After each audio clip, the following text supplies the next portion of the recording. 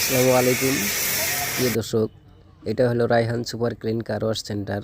এখানে একটা পুরাতন ট্র্যাক্টর আইছে, এর অবস্থা খুবই খারাপ, দেখতেই পারতেছেন। উপর দিয়া পুরা হেভলি পড়ে গেছে, আর তেল জমে পুরা গাত পড়ে গেছে ট্র্যাক্টরের উপরে। ট্র্যাক্টরের কোনো অবস্থা নাই।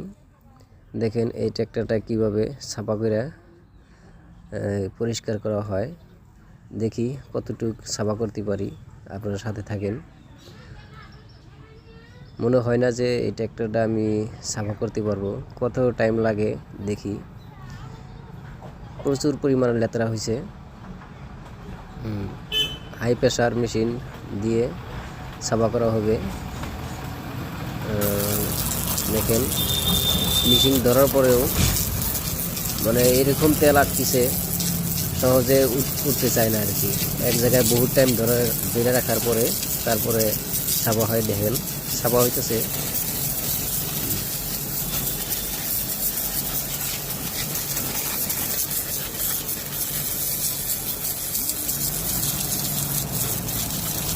প্রচুর তেল আটকিছে। ট্র্যাক্টরটা বসা ছিল, এটা পাহাড়ে আসিল বড় গতি করে। এটা তো কোনো বস্তুর যত্ন ঠিক মতো করে না।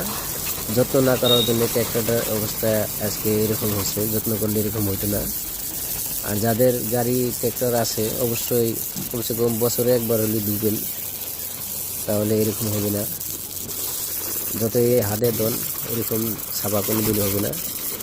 ভিতরে কোনাকানি জায়গার মধ্যে আপনারা হাত পৌঁছাতে পারবেন না। এই হাই প্রেশার মেশিনটা যদি ধরা হয় সহজেই ক্লিন করা যায়।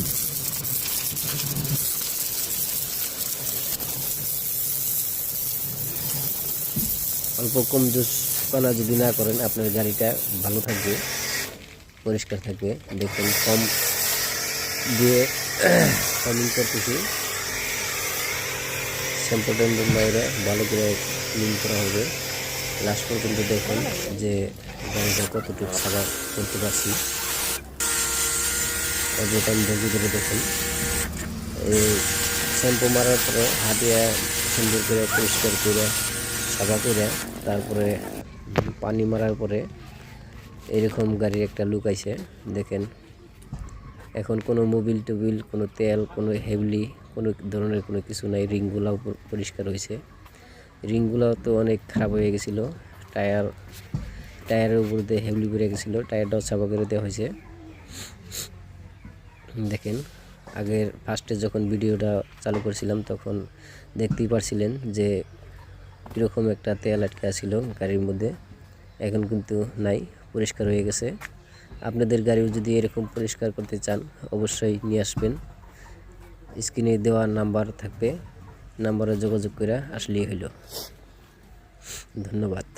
যদি ভালো লাগে ভিডিওটা অন্যদেরকে দেখার জন্য সুযোগ করে দিবেন। যারা গাড়ি দিতে চায় তারাও দিতে পারবে এই ভিডিওটা দেখে। অবশ্যই শেয়ার করে